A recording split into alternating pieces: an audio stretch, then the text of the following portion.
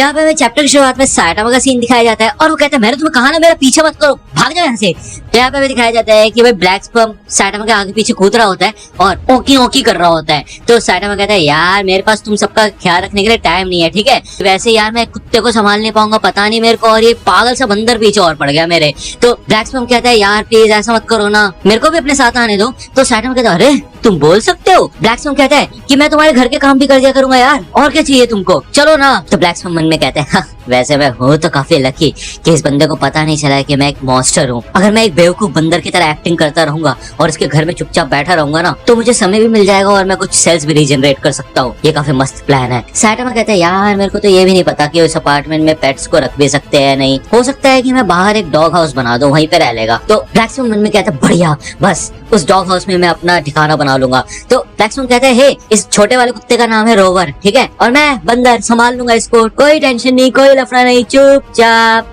तो साइटामा कहता है हाँ हाँ ठीक है। अरे वैसे एक बात बताओ, तुमने एक मॉन्स्टर देखा है एक आंख वाला, ठीक है, वो किसी सासा डांगो की तरह लगता है, यहाँ पे आसपास के घूम रहा हो वो। तो ब्लैक स्पर्म कहते हैं क्या, कहीं इसका मतलब ग्योरो ग्योरो से तो नहीं है भाई, वो इतना बड़ा सा है, वो सासा डांगो नहीं कागामी मोची हो सकता है। तो ब्लैक स्पर्म कहते हैं मुझे नहीं पता, हो सकता है कि तात्सुमाकी के अटैक या फिर किसी वजह से उसकी ऐसी तैसी हो चुकी हो। तो साइटामा कहते हैं ओह अब मैं देख सकता हूँ हमारा नया घर।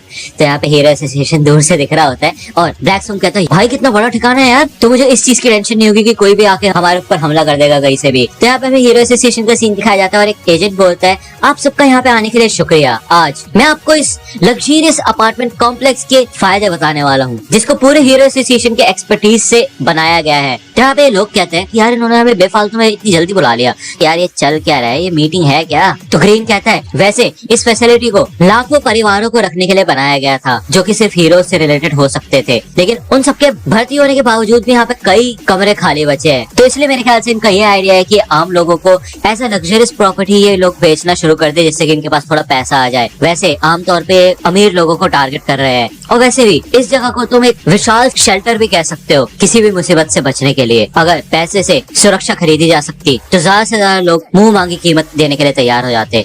तो क्रिसेंट आइवरॉल कहता है कि हाँ वैसे भी आजकल मॉन्स्टर्स कहीं से भी टपक जाते हैं और डीमन लेवल के मॉन्स्टर की बात कर लो भाई, अब तो महीने में 1 से ज्यादा बार देखे जाने लगे हैं। तो वो एजेंट कहता है कि इन हीरो अपार्टमेंट्स के सामने मॉन्स्टर कुछ भी नहीं है, उनसे कोई भी खतरा नहीं है, क्योंकि इस अपार्टमेंट कॉम्प्लेक्स में काफी प्रोफेशनल हीरोज रहते हैं जिनका नाम हीरो डायरेक्टरी में रजिस्टर्ड है और ये सारे के सारे हीरोज A क्लास या फिर उससे हायर लेवल के हैं। यहाँ पे सारे के सारे एलिट्स हैं जिनके पास काफी कमाल का ट्रैक रिकॉर्ड है। तो इसलिए अगर मान भी लेते हैं कि कुछ हो जाता है तो आपके आसपास ही काफी काबिल लोग रह रहे होंगे जो कि आपको बचाएंगे और आपको कहीं भागने की भी जरूरत नहीं पड़ेगी। तो ये लोग कहते हैं A रैंक, ओहो बढ़िया है, चलो ठीक है, कम से कम मेरे कुत्ते से ज्यादा तो काम के होंगे, है ना। तो एजेंट कहता है कि ये जो साइड में 2 लोग खड़े हुए हैं ये दोनों ही A क्लास रैंक के हीरोज हैं जो कि आज आपके बॉडीगार्ड बन के आए हैं और जैसे कि आप सोच ही रहे होंगे ये लोग भी यहीं पे रहते हैं। तो भाई क्रिसेंट आइवरॉल कहते हैं क्या अब हमें सिक्योरिटी गार्ड बना दिया इन्होंने। तो ग्रीन कहता है कि हाँ वही मैं सोच रहा था यार, इन्होंने हमें फ्री में क्यों रखा है यहाँ पे, यही तो थी बात। तो बेसिकली हमें बताया जाता है ग्रीन है यहाँ पे A क्लास का रैंक 24 और क्रिसेंट आइवरॉल है 25 रैंक का A क्लास। ओके तो ये लोग कहते हैं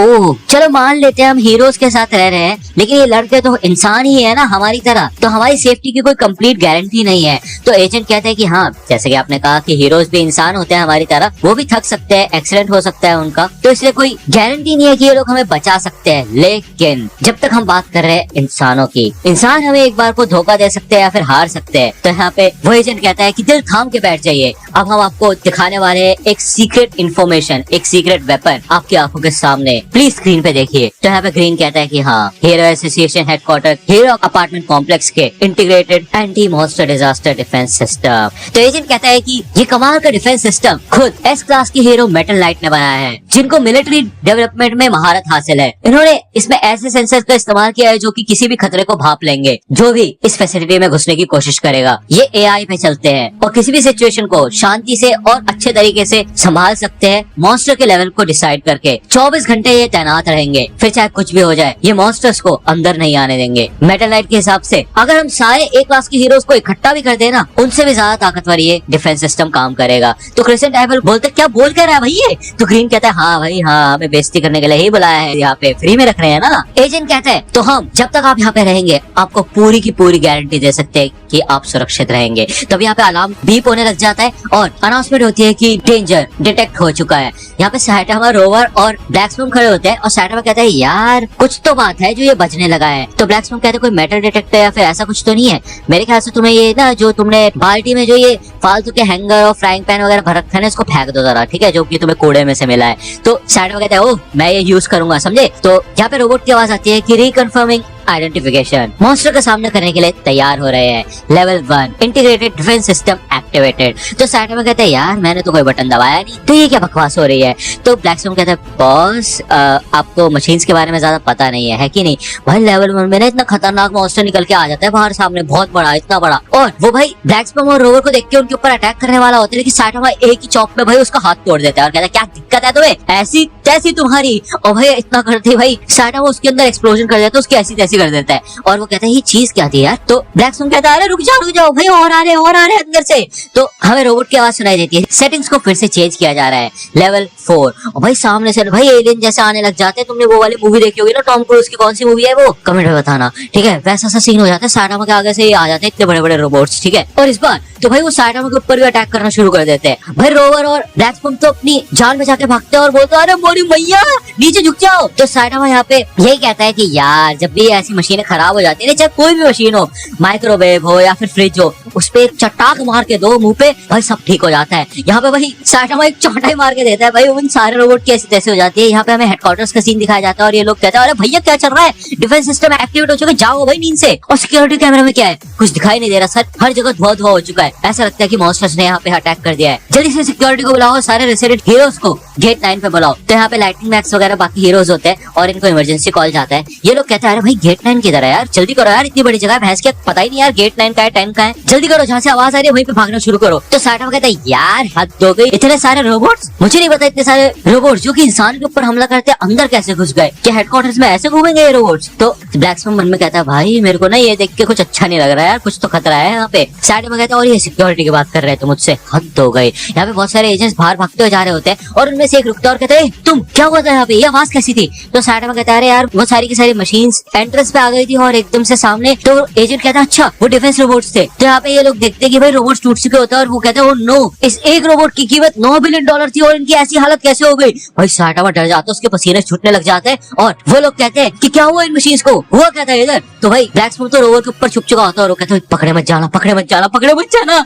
तो साइटामा कहता है वो यार मेरे को नहीं पता ठीक से, बस वो बाहर आते साथ खुद ही फट गए भाई। तो वो एजेंट कहता है क्या, तुम अगर ये सब कुछ देख रहे थे तो मेरे को सारी डिटेल बतानी होगी, बताओ मुझे क्या हुआ यहाँ पे। तो तभी यहाँ पे साइड में से एक आवाज आती है, वो जो कह रहा है सच कह रहा है। तो यहाँ पे एक किंग होता है और वो कहता है मैंने भी देखा, वो रोबोट्स आए और खुद ही फट गए। तो यहाँ पे एजेंट्स कहते हैं तुम तो मिस्टर किंग हो, आज तक मैंने तुम्हें कभी रियलिटी में नहीं देखा, तो कब कमाल के हो, और आप यहाँ पे हेडक्वार्टर्स में क्या कर रहे हैं, आपको हमें कांटेक्ट करना चाहिए था, हम आपके लिए कुछ प्रिपरेशन कर देते, आप यहाँ पे आए क्यों आए आज। तो साइटामा कहता है यार किंग क्या हाल है तुम्हारे, मुझे माफ करना यार, मैंने सारी जगह ढूंढा, मुझे तुम्हारे गेम बॉट मिला जिसकी ऐसी तैसी हो चुकी है, ये तुमने मेरे को उधार पे दिया था लेकिन अभी इसकी वाट लग चुकी है। तो किंग कहता है यार कोई बात नहीं यार, चलता रहता है, मैं तो तुम्हारे पास इसलिए आया था जिससे कि जो मैं नया गेम खरीद के लाया हूँ वो हम हाउस वार्मिंग सेलिब्रेशन के तौर पे खेल सके।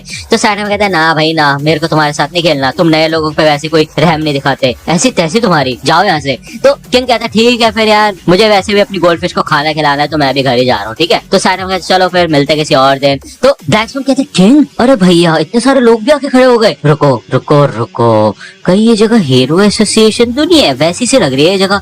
यहाँ पे भाई फोटे खड़ा होता है भीड़ में और वो मन में भाई पूरा डिफरेंस हो चुका होता है और वो कहते हैं भाई सब चल क्या रहा था, ये तो किंग के साथ बिल्कुल मैन टू मैन कन्वर्सेशन कर रहा था यार, और ये बंदा बिल्कुल नया लग रहा है, ये बंदा है कौन। भाई चैनल फ्रॉक के तो होश उड़ चुके होते हैं और हमें बताया जाता है कि साइटामा फाइनली यहाँ पे A क्लास का रैंक 39 हीरो बन चुका है, केप बॉल्डी। तो दोस्तों आज के वीडियो के सिर्फ इतना ही।